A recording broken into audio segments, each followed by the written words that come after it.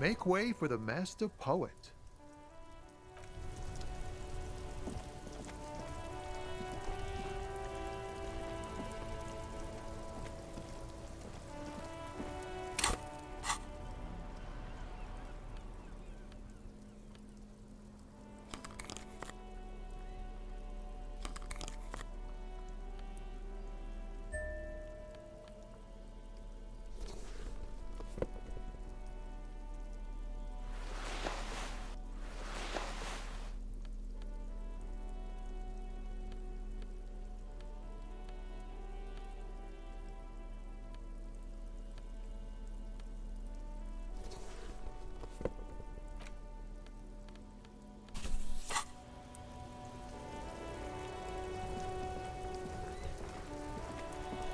That's one brutal motor carriage. If I were a real skull now, I'd jack it, paint it in palm tree livery, then bottom light it, neon style. A snazzy shit-ripped skullmobile like this would make a fine trophy. We could, like, hang fucking shrunken heads from the side mirrors. Cops' heads. Scary tribal shit. Yeah, tribal shit. A cop carriage like this would have proper skull value. While I appreciate the interest you take in my brutal motor carriage, I have to stop you right there. The RCM takes threats directed at its property seriously. It's just theoretical work, Copper. No basis in reality. Man, if we were certified skulls right now... Skulls. Now there's a strong organizational title.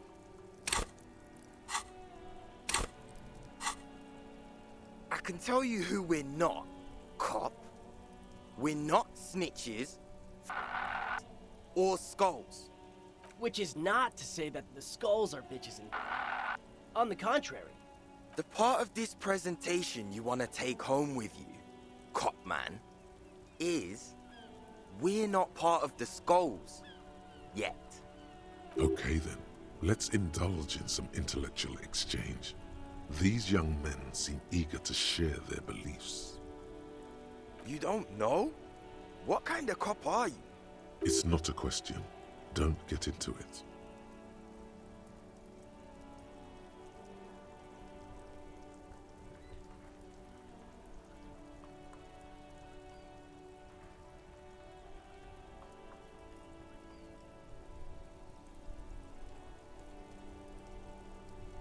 The Skulls are the most vicious gang of the Besmertne.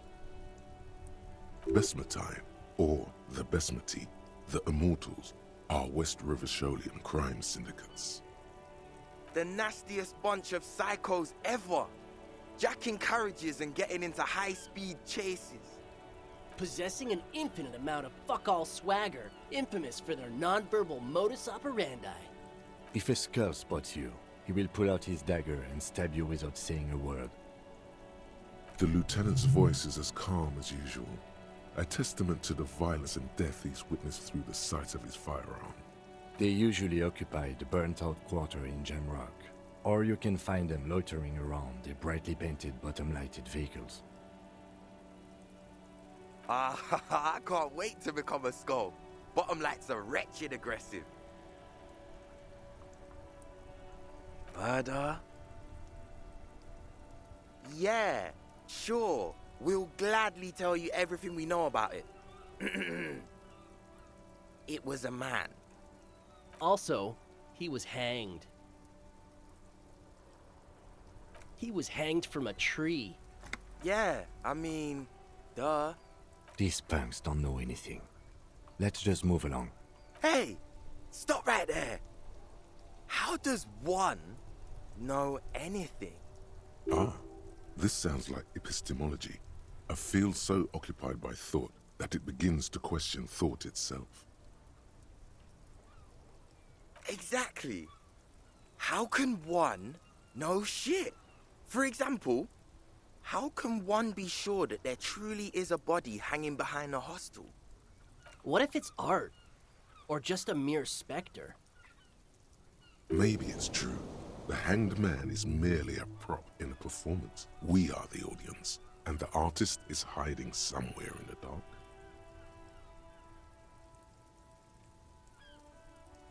No reply. The blonde rebel scratches his chin, deliberately not focusing his gaze on anything. He looks very uncomfortable. Oh yeah, Cindy's a right proper skull. Yeah, a true artist of the future. Just like Arno van Eyck.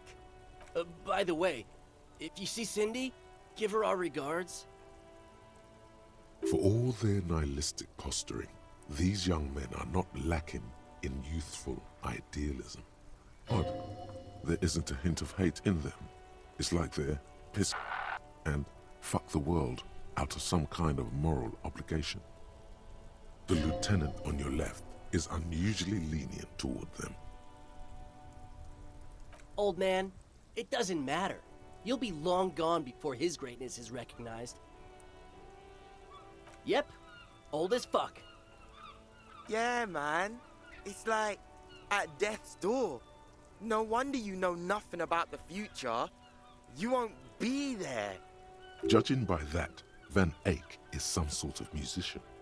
Or killer. The Union does their share of policing in Martinez, at least where gangs are concerned. That's why there isn't much organized crime around here. Don't you worry about that. We're gonna make up for the deficit. Yeah, we are. We're not franchise skulls. Well, not yet. Once we get our name out there, we'll have a chance to join them. Because we can be just as psycho and vicious. You'll see. Ah, you'll see for sure once we're in. It's the last thing you'll ever see before the void consumes you. Throw him off his game. You don't feel very scared.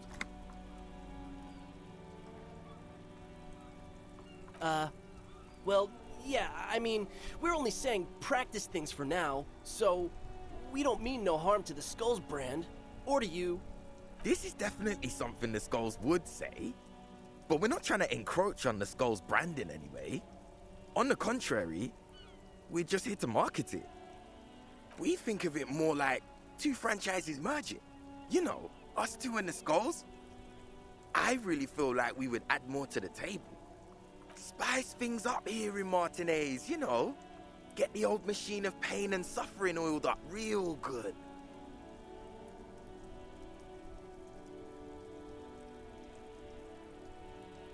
Whatever, man. Work is for pussies. You wouldn't get it anyway. Hey, we could be just as hard. Like pavement on top of pavement, or a brick on top of another brick. Or a grave on top of a grave.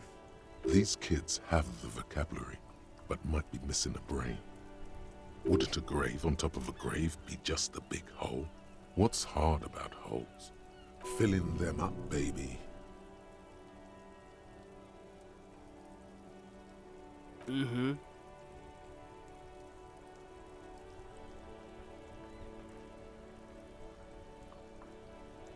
What about them?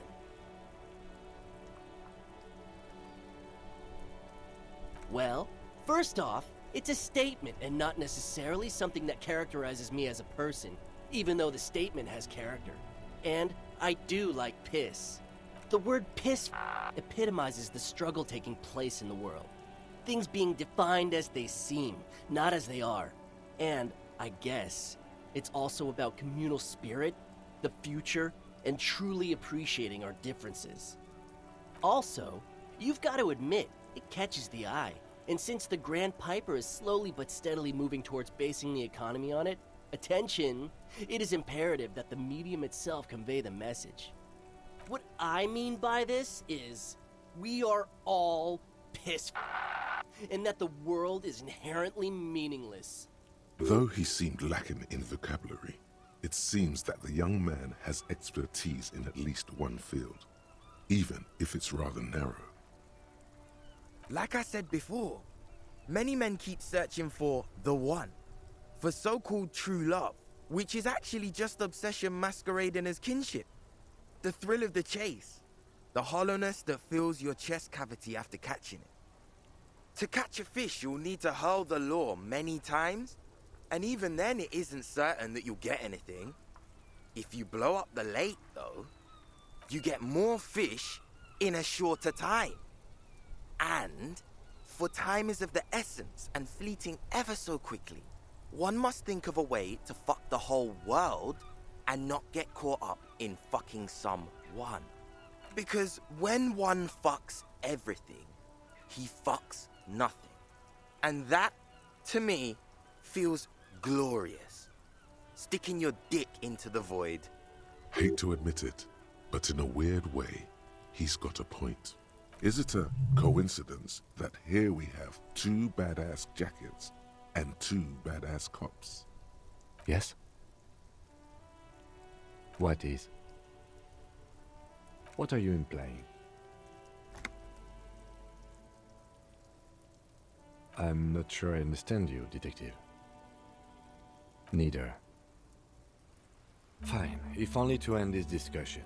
Theoretically, if I were a juvenile delinquent, if I were to already be down that path, I think peace is the stronger of the 2 statements.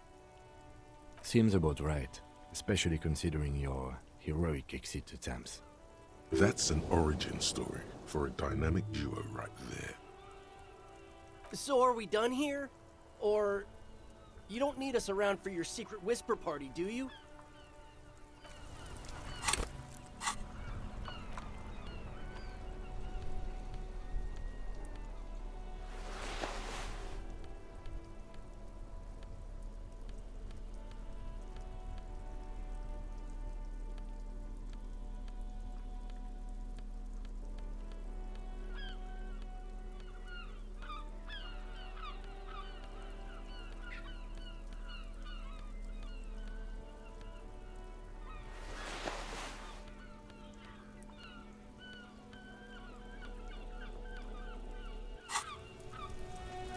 That ride is fucking lightning.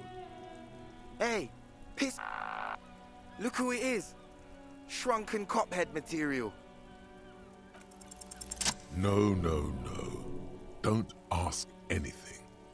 Be subtle and scary. The boys dream about being skulls. Use that. Suggest they're massive skulls. Come on. What? No. Skulls don't have kings. I think. And we're not even in yet. Yeah, man, keep your voice down. Skulls don't take it lightly when folks pretend to be them. We're not even prospects yet. Prospect must be a hierarchical term. Probably in the lower end. Wow, you boys are ambitious. Only prospects and already planning a coup in the skulls. You're destined to go far. He gets it. Passive-aggressive flattery. Shut the fuck up. Are you trying to get us killed? Now bring it to the jackets and, yes, start shouting. Please be quiet. What? What do you want? The jackets?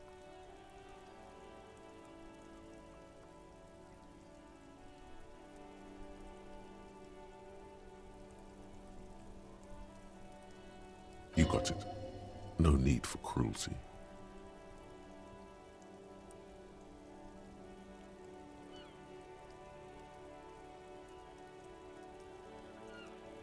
Oh, man. Okay, I get it. Skulls don't really wear slogans anyway. This was stupid. Fuck.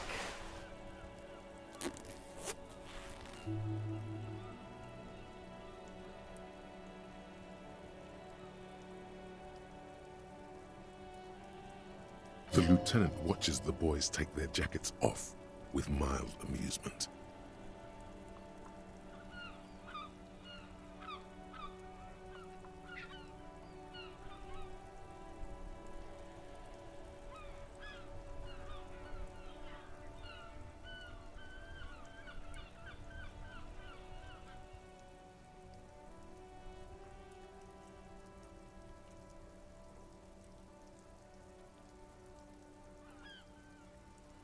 I'm absolutely okay with not having either one, thank you.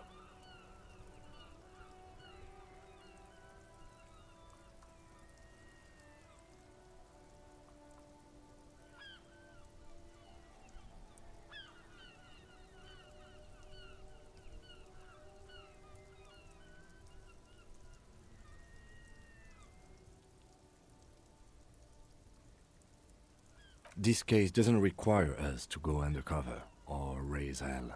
In fact, I don't think the jackets will be useful at all. I just wanted them to not have them anymore. Cold-hearted cop.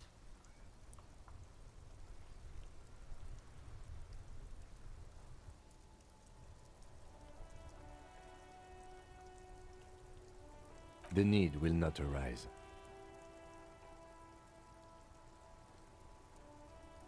The jackets are meant to complete each other. If a man was standing alone on a street corner with piss written on his back, it'd just be an individual that has taken a liking to urine. And fuck the world all on its own is, frankly, generic. I don't know, Eric.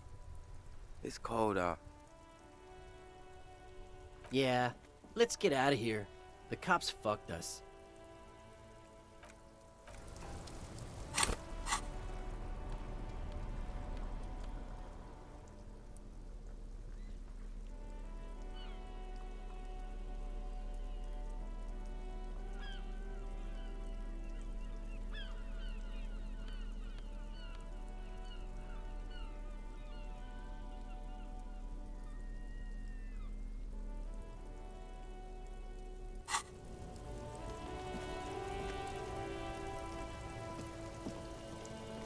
Inside, you see a set of steering levers, a radio microphone, a pull-out toolbox, and the soft glow of the fuel preheater gauge. This is Precinct 57. How may I assist you? Yes. It took some convincing, but I got the mercenary's name and a few biographical details. Are you ready? The lieutenant leans in to listen, notebook in hand.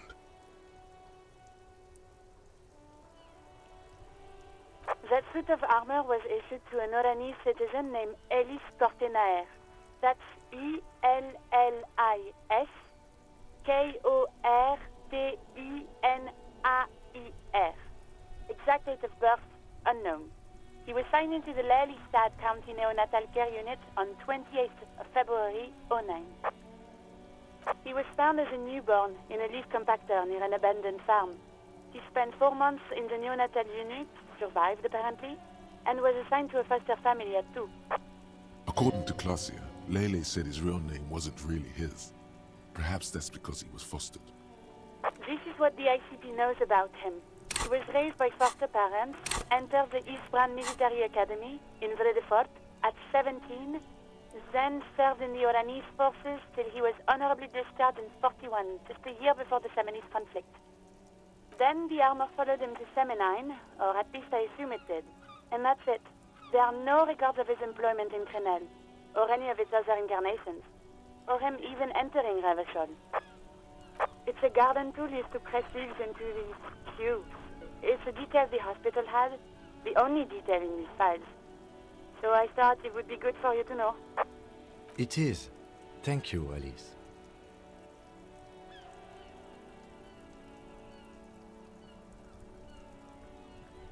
None, officer. Sorry. Even that is a small miracle. These organizations usually double-check their inventory. Thank you, Alice. Great work. No problem, Lieutenant. A name. This is very good. Elise Cortenard. This means something to him, to know that name.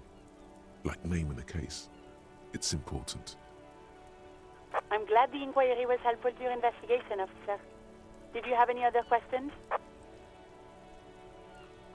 Just a moment, officer. 10-4, come in, officer. Over. 10-4, sir. Roger that, and very glad to hear it. I will make relevant changes to the report. Roger that, 10-10, over and out.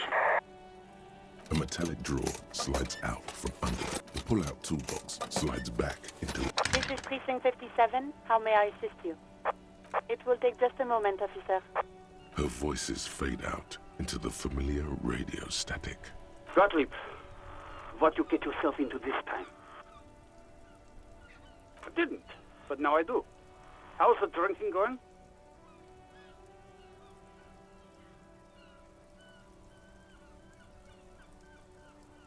Great. Have a medal.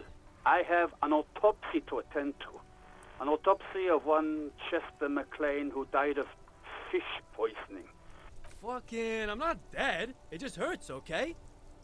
Look, pal, getting pumped and dumped is not a disease. People live through it all the time. You should... That's what the guys say, officer. That some chick pumped you and then dumped you. Threw you away like an empty juice carton. Don't take it personally. There just wasn't any juice left in your carton, pal. You must have me confused for a close personal friend. I am not.